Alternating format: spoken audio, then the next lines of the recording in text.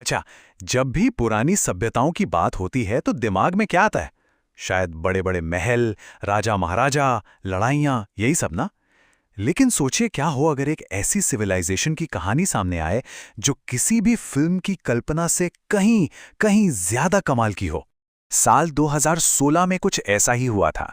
एक बॉलीवुड फिल्म आई थी मोहनजोदारो। इसने प्राचीन सिंधु घाटी सभ्यता को, मतलब इंडस वैली सिविलाइजेशन को, बड़े पर्दे पर जिंदा कर दिया। एक ऐसी दुनिया दिखाई गई जो एक्शन, रोमांस और ड्रामा से भरी हुई थी। लेकिन असली कहानी इससे बिल्कुल अलग थी। मतलब जो आर्कियोलॉजिस्ट्स ने असल में खोजा है ना, वो किसी भी फिल्मी कहानी से कहीं ज्यादा इंप्रेसिव और एडवांस्ड है। ये एक ऐसी सभ्यता की कहानी है जो अपने वक्त से हजारों साल आगे चल रही थी। तो चलिए इसी में थोड़ा और गहरा उतरते हैं। सबसे पहले देखते हैं कि फिल्मों में यानी पॉपुलर कल्चर में इस पुरानी दुनिया को आखिर दिखाया कैसे गया। तो फिल्म की कहानी थी एक किसान की जिसका नाम था सरमन। वो मोहनजोदारो शहर पहुंचता है और वहां के जो भ्रष्ट राजा महाराजा हैं उनके खिलाफ आवाज उठाता है। अब ये कहानी एक सिंधी नॉवेल से इंस्पायर्ड तो थी, लेकिन फिल्म मेकर्स ने अपनी तरफ से काफी कुछ जोड़ा। और बस इसी वजह से इसकी हिस्टोरिकल एक्यूरेसी को लेकर, मतलब ये कितनी सच्ची है, इस पर हिस्टोरियंस और पब्लिक के बीच एक बड़ी बहस छिड़ गई। और इस बहस का सबसे बड़ा पॉइंट क्या था पता है? हीरोइन की ड्रेस। फिल्म में जो पुजारी की बेटी चानी है, उसे पंखों वाला एक बड़ा ग्लैमरस सा ताज पहने दिखाया गया, बिल्कुल हॉलीवुड स्टाइल में। लेकिन जो असली सबूत मिले हैं, मतलब आर्कियोलॉजिकल रिकॉर्ड्स, जैसे उस जमाने की मूर्तियां, वो तो कुछ और ही कहानी कहती हैं। उनमें जो औरतें हैं, उनके सिर पर बहुत कॉम्प्लेक्स डिजाइन वाले पर बिना पंखों वाले हेड ड्रेस हैं। ये दिखाता है कि उनका स्टाइल और फैशन सेंस बिल्कुल अलग था।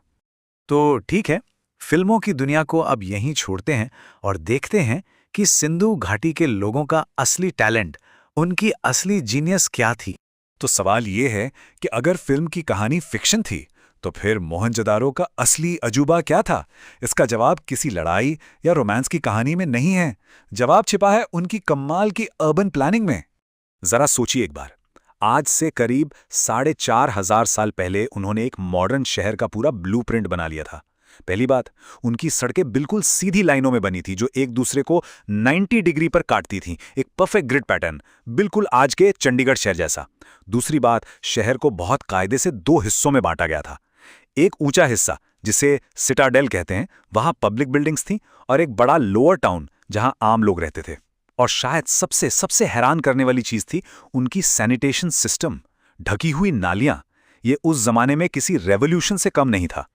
और उनकी इंजीनियरिंग का कमाल देखना हो तो ये देखिए, ये है द ग्रेट पाथ। ये उनकी पब्लिक आर्किटेक्चर का एक शानदार नमूना है। इसका कंस्ट्रक्शन इतना जबरदस्त था कि हजारों साल बाद भी ये वाटर टाइट है।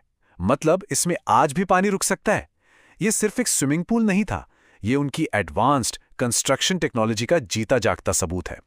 वो लोग हाइड्रोलिक इंजीनियरिंग के मास्टर थे। सोचिए, उनके शहरों में ढकी हुई नालियों का पूरा नेटवर्क था। और तो और थोड़ी थोड़ी दूरी पर मैनहोल भी थे, बिल्कुल वैसे ही जैसे आज हमारे शहरों में होते हैं। ये पूरा सिस्टम शहर का गंदा पानी और कचरा बाहर ले जाता था, जिससे शहर साफ सुथरा रहता था और बीमारियां भी नहीं फैलती थीं। लेकिन कहानी सिर्फ मोहनजोदारो तक ही सीमित नहीं है। वो कोई अकेला अजूबा नहीं था, बल्कि ये तो एक बहुत बड़ी और फैली हुई सभ्यता का बस एक हिस्सा था, जिसमें हर शहर की अपनी एक खासियत थी। चलो कुछ उदाहरण देखते हैं। गुजरात में था लोथल, जो एक पोर्ट सिटी था। वहां एक मैन मेड डॉकयार्ड मिला है, जो साबित करता है कि वो समंदर के रास्ते व्यापार करते थे। फिर राजस्थान के कालीबंगन में दुनिया का सबसे पुराना जुतावा खेत मिला है। धोलावीरा अपने कमाल के वाटर मैनेजमेंट सिस्टम के लिए फेमस था। और चन्हूदड़ो एक तरह का इंडस्ट्रियल हब था, जहां मोतियों और चूड़ियों का काम होता था। मतलब हर शहर किसी न किसी चीज में स्पेशलाइज था। और ये सभ्यता कितनी बड़ी थी, इसका अंदाजा इस नंबर से लगाइए। अब तक भारत और पाकिस्तान में 1056 से भी ज्यादा शहर और बस्तियां मिल चुकी हैं। ये कोई कुछ गांव का झुंड नहीं था, बल्कि एक बहुत बड़ा और ऑर्गेनाइज्ड अर्बन नेटवर्क था। तो सवाल ये उठता है कि ठीक है, ये सब बहुत बढ़िया था, लेकिन एक 4,500 साल पुरानी सभ्यता आज हमारी दुनिया की समस्याओं का हल कैसे दे सकती है? सुनने में थोड़ा अजीब लगता है ना? लेकिन जवाब है हाँ, बिल्कुल दे सकती है। सिंधु घाटी सभ्यता आज के अर्बन प्लानर्स को बहुत कुछ सिखा सकती है। जैसे उनका ग्रिड लेआउट, जो शहरों में उल्टे सीधे कंस्ट्रक्शन को रोकने का एक मॉडल हो सकता है। उनका close drainage system public health को बेहतर बनाने का एक ब्लूप्रिंट है।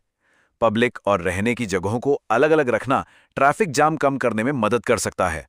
और धोलावीरा जैसी जगहों पर उन्होंने जिस तरह से पानी बचाया, वो आज पानी की किल्लत से लड़ने में हमारे काम आ सकता है। सिंधु घाटी वास्तुकला का सबसे बड़ा गहना उसकी नगर नियोजन में हासिल की गई परिष्कृतता है। कोई अन्य समकालीन सभ्यता ऐसी परिष्कृतता का दावा नहीं कर सकती थी। मतलब सीधी सी बात है, उनकी टाउन प्लानिंग उस जमाने में सबसे बेस्ट थी, बेमिसाल थी। उनके टाइम की कोई और सिविलाइजेशन, चाहे वो मिस्र हो या मेसोपोटामिया, इतने वेल प्लान्ड और ऑर्गेनाइज्ड शहरों का दावा कर ही नहीं सकती थी। लेकिन इतनी सारी खोजों के बाद भी एक बहुत बड़ी पहेली है जो आज तक सुलझी नहीं है। हम उनकी भाषा को नहीं पढ़ सकते। उनकी जो स्क्रिप्ट है, जिसमें सैकड़ों अलग अलग सिंबल हैं, उसे आज तक कोई समझ नहीं पाया है। और इसी वजह से उनकी कहानी का एक बहुत बड़ा हिस्सा आज भी हमसे छुपा हुआ है। और यही बात सोचने पर मजबूर करती है कि अगर एक खोई हुई सभ्यता की सिर्फ टाउन प्लानिंग ही हमें इतना कुछ सिखा सकती है, तो सोचिए उनकी इस अनसुलझी लिखाई में और बाकी अनजाने रहस्यों में और क्या क्या खजाना छिपा होगा।